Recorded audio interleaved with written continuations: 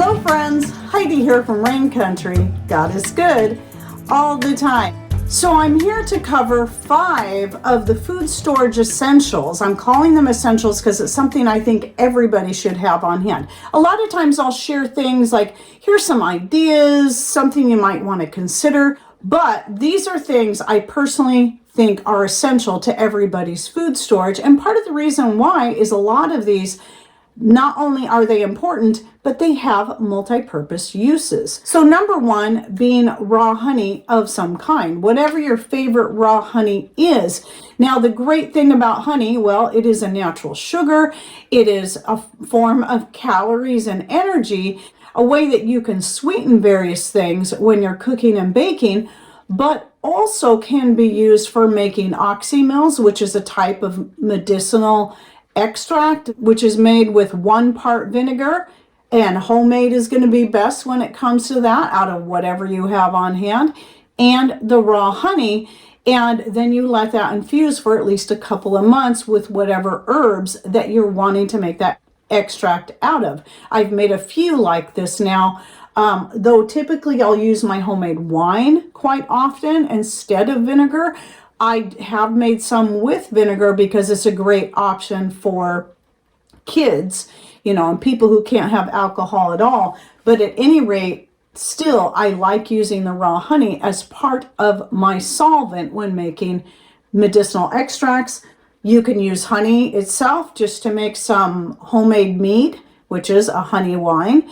And you can use it topically for various ailments because raw honey has so many great benefits. Now, a lot of people will talk about Manuka honey for topical use, which, yes, it is claimed to have higher healing properties than just regular raw honey. But I have read and heard many testimonies from people who just used whatever raw honey was on hand to heal things like eczema, burns, open wounds, and so much more. And Manuka honey isn't one of it's really expensive, and though we do have some on hand for serious situations, it's not something you want to use for consuming because the flavor isn't all that great and it is just far more expensive. Now, as with many of these products, by the way, I do get the raw honey from Azure Standard these days. Now, second on my list are culinary herbs, especially if you can grow your own, because that's the one place I always tell people, if you're going to do any gardening at all, or you have limited space, but you have some pots that you can set in a window, out on a deck, whatever, growing your own herbs is going to be the cheapest way to go, but the culinary herbs can be a way that you can flavor some of your different foods. And one thing I forgot to say right off the top is this is beyond rice and beans. The things that you always hear: beans, rice, grains of some kind, whole grains. These are obviously staples, but the whole idea of this particular list of 5 are things that go beyond that I still believe are essential to your pantry. So having some herbs, culinary herbs on hand where you can change up the flavor of whatever it is you're preparing is going to be very important, because it's going to help prevent food fatigue instead of, always having the same meal. If all you have is rice and beans stored up as a food, well, at least you can change the flavor by mixing up the different types of culinary herbs. So here's an example of something I like to do is if I'm making meatloaf, I never make it the same way twice. Well, I shouldn't say never, but pretty much never, just simply because I tend to throw a bunch of stuff in there. But sometimes I want to go for a more Mexican food flavor than just the standard meatloaf, where I might add sage, thyme, salt, pepper, and so on.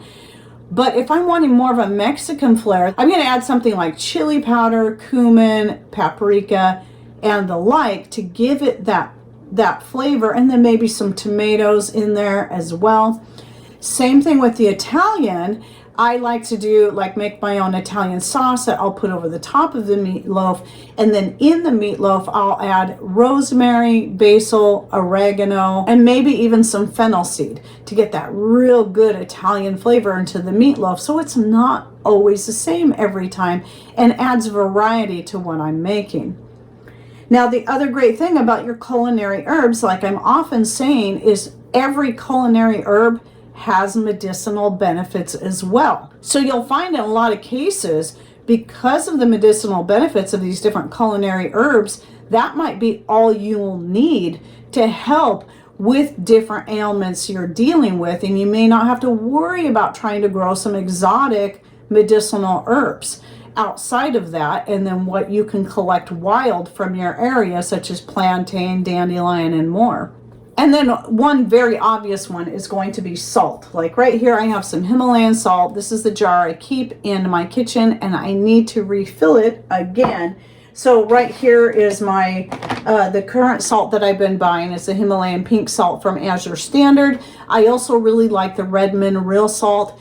A couple others I keep on hand that I don't use as often would be the Celtic sea salt. That's the gray salt. I like to use that one for canning. And then the Black Sea salt, that is something I'd be more apt to sprinkle on top of something, especially something sweet. I love that flavor of the black salt. I don't use it for anything other than that. Now, here's the thing about salt, besides the obvious of flavoring your food, is that it has many other uses. So stocking up on whatever your favorite salts are can have so many other purposes, one of those being for cleaning. So I actually have still a lot of sea salt that I bought from Glory Bee years ago, and I only paid $8 for a 50-pound bag. So I had bought a couple of bags. I'm still working through that. Because of the cheap price of that particular salt, that salt gets reserved for cleaning purposes only. So when it comes to that, if you're wanting to use it for cleaning purposes and the like, get whatever the cheapest salt is. It does not have to be sea salt. And the main example I have to give on that is my multi-purpose cleaning powder. This is what I use in my laundry. I use it as a laundry detergent. And by the way, I'll be linking to my video recipe on that down below. I also use that same powder if I ever run my dishwasher, which is usually only once or twice a year tops, just to help keep it in good condition. I can use it in there. I can even use it for hand washing dishes if I ever run out of my favorite liquid dish soap. I still prefer liquid dish soap. I love those suds when I'm washing dishes, but that cleaning powder works great for washing dishes by hand as well. And the other main thing I use it for besides laundry is as a scrubbing powder for cleaning toilets, sinks, and tubs. But it has other uses outside of that. Those are just the main uses, but salt is one of the things that gets used in that cleaning powder.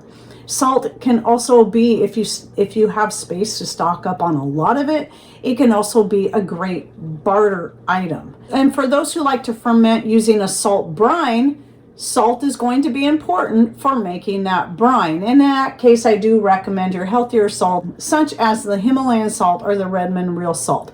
Both, by the way, can be obtained from Azure Standard. My Azure Standard link is always in the description box down below. All right, the next on my list, this is one I actually already covered on 5 prepping essentials. I've got a series, I think I have like 3 videos out right now. But I'm going to say it again here because it is a food pantry item that everybody should have, and that is baking soda. So obviously baking soda is used in baking, and when combined with cream of tartar, now you have your baking powder, so it can be used for anything that requires baking powder. But aside from that, it has many other uses. It is also one of the ingredients that goes in that multi-purpose cleaning powder recipe I was just talking about. It can also be used in making your own tooth powder, deodorant powder. It can be used for detoxifying foot soaks or bath soaks, along with some herbs or anything else you want to add to that, maybe even some magnesium salts or the Epsom salts. And the two combined, I find, make a really good soak for all kinds of purposes. They help to just pull the toxins out of the body. They help to relax the muscles and so much more. So baking soda is definitely a staple in our food pantry. And then the last one on the list of 5 Doesn't mean only these 5, but I just wanted to pick 5 at least to start off with. And that is having some healthy fats. This would be something like beef tallow, coconut oil, avocado oil, olive oil, even palm shortening if you can get it from a sustainable source. I get mine now from Azure Standard, real butter, and other such. Now, all those I listed off are something that you can use in food. Even cocoa butter is a great one. So, for example, cocoa butter is one of those that I use in making my homemade chocolate, so I do stay stocked up on that as well. But some kind of healthy fats, whatever your favorite kinds are, because obviously being good for cooking and baking, for frying and stir frying, and all the like, your healthy fats can have many other uses as well. And one of those being for making your skin cream. So some people find using coconut oil on their skin alone, or olive oil on their skin and hair alone, is really great for their skin. I personally make my skin cream using coconut oil, shea butter, and herb infused avocado oil, herbs from my own garden, and some beeswax. And then coconut oil is also really good for helping to heal various skin issues, and can be used even internally to help with other issues throughout the body because of its natural antifungal, antibacterial, antiviral properties that it has. I almost forgot to mention with the fats, the other thing is making your own homemade soaps. I personally use coconut oil and castor oil in my homemade soaps, and then a lot of times add herbs from my garden or some essential oils. So yes, healthy fats, whatever your personal favorites are something that everybody should keep in their food storage. So I have all of those that I have listed and more. So anyway, that's my list of 5. I may do another one of these down the road, but right there, that was my starting point. I wanted to pick a few things that was beyond the basics of the rice and beans and the whole grains, and especially for the sake of people who are new to this, but even for those who are not, maybe there's some things about these 5 items that you haven't thought of. Now, please feel free to share with us in comments down below. What are some items that you find essential to keep in your food pantry, and do they have multi-purpose uses so people can also learn from you and maybe give me some ideas for a future video similar to this one down the road?